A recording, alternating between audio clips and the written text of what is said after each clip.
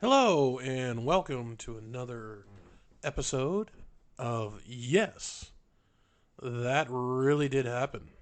Today, we're going to talk about something a little different. We're going to talk about some combat carn artists.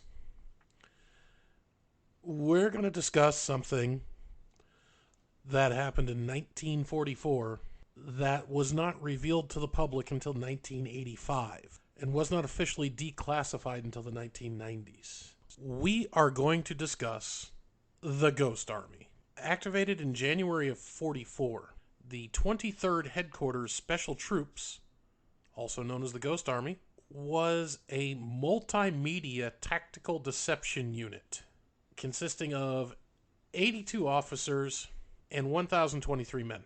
This unit simulated two divisions, or approximately 30,000 soldiers. They used visual, sound, radio deception to fool the German forces in World War II. These soldiers had nothing heavier than a 50 caliber machine gun, no tanks, no artillery. They participated in 22 large-scale deceptions from Normandy to the Rhine. Shortly before D-Day, the bulk of the unit arrived in England. This unit was a set of carefully selected artists, engineers, soldiers, draftees. Fashion designer Bill Blass was a member of this group. Painter Ellsworth Kelly was a member of this group. And photographer Art Kane was a member of this group. This unit used inflatable tanks, inflatable jeeps, fake radio traffic, sound effects, fake generals, and other illusions to trick the enemy to thinking there were 30,000 men ready to attack in an area there was nobody but this small ghost army. So originally they trained in Tennessee at Fort Drum in New York, and they sailed for the United Kingdom in 1944. They then participated in something called Operation Fortitude. This was the first grand deception plan that worked out in World War II.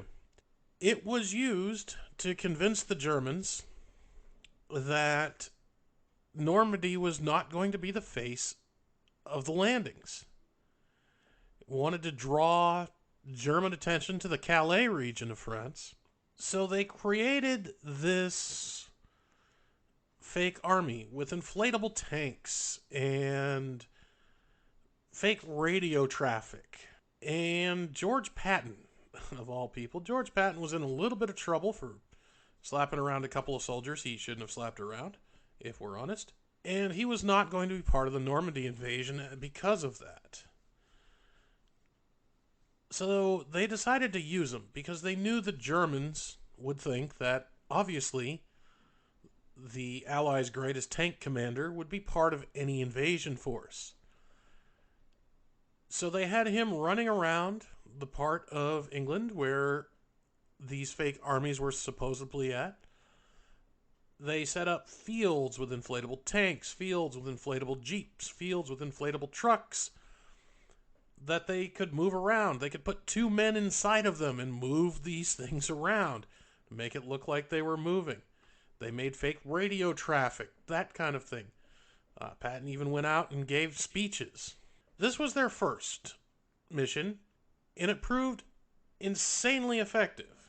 They even had dummy landing craft. So shortly after the Normandian landings, they then landed 2 weeks later, and they created a fake Mulberry Harbor, which were the harbors that were built to land troops, trucks, supplies, all of that on the beaches of Normandy because we did not take a deep water port.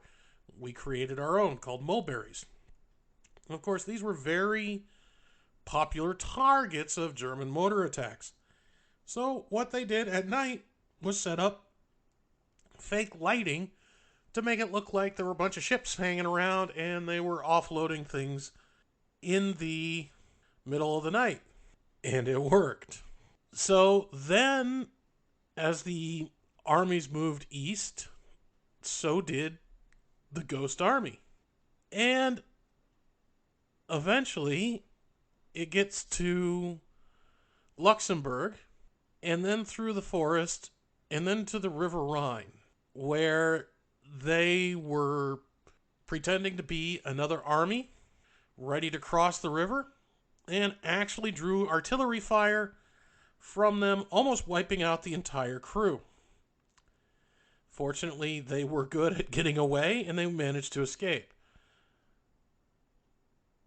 So, some of the more fascinating things about this army was that the techniques and tactics they used. First, of course, was visual deception. The visual deception arm of the Ghost Army equipped inflatable tanks, cannons, jeeps, trucks, airplanes that would be inflated with air compressors, and then they would camouflage them so that it looked like we were trying to hide them, but they wanted to make sure they were clearly seen. They would also create dummy airfields, dummy troop encampments, complete with fake laundry, motor pools, artillery batteries, tank formations.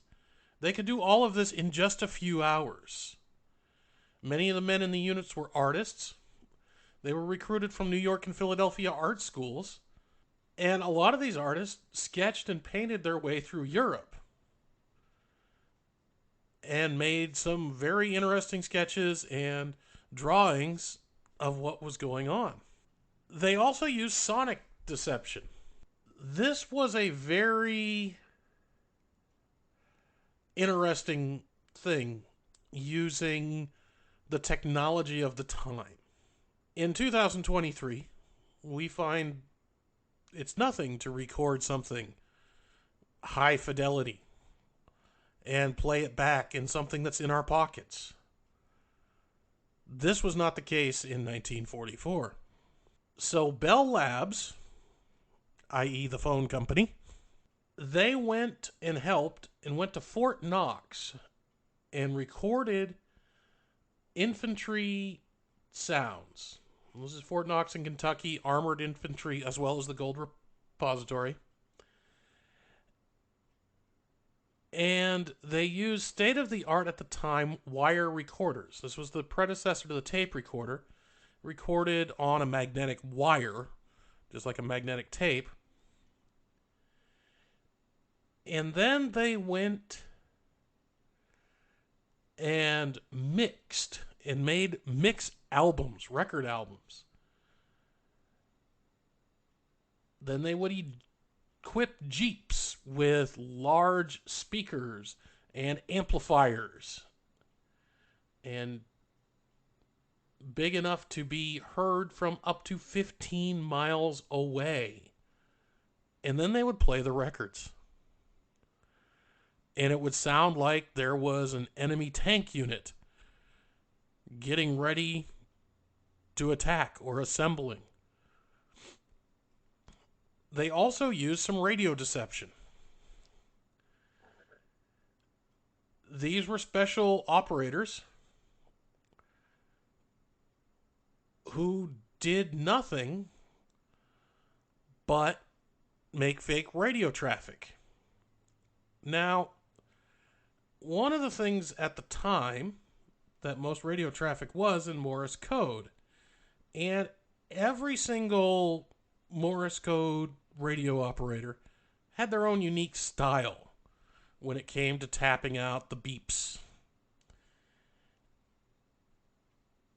So the people in this radio deception unit had to mimic these operators of the real units so that they would think that the real unit was the one sending the traffic, and this would back up from the sonic deception team and the visual deception team, all of them working in unison to make it sound like a unit was 50, 100 miles away from where it actually was. And then it also used other techniques that were theatrical effects, special effects as it were. They were called atmosphere effects. So what did they do? They went around and they painted divisional insignia in places where the division wasn't what. So they basically made graffiti to make it look like a division rolled through an area that it really didn't. They would use the same trucks going in circles, but covering their tracks, circling back so it looked like there were hundreds of trucks rolling by a certain location.